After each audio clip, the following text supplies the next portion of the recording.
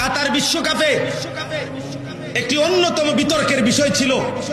কাতার সরকার বিশ্বকাপের সময় ঘোষণা দিছিল মদের বোতল স্টেডিয়ামে খোলাভাবে খাওয়া যাবে না। এটা নিয়ে গোটা ইউরোপ প্রতিবাদ করছিল। অর্থাৎ আলোচ্য বিষয় ছিল যে মদের বোতল কি ঘরের ভিতরে খাইবো না মাঠে খাইবো। জি জি, ব্রাজিল বিশ্বকাপের সময় ওনারা নিজেরা হিসাব দিছিল। ব্রাজিলের কিছু জনগণ প্রতিবাদ করছিল যে আমরা অল্প আয়ের দেশ, এত বড় বিশ্বকাপ আয়োজন করলে আমাদের আর্থিক লস হবে।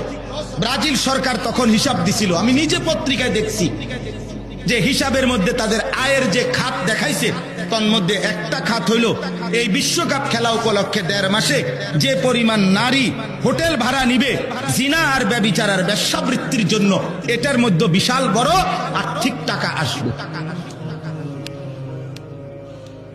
আমরা বুঝি না, আমরা চাঁদের দেশে থাকি না, আমরা পৃথিবীতে থাকি।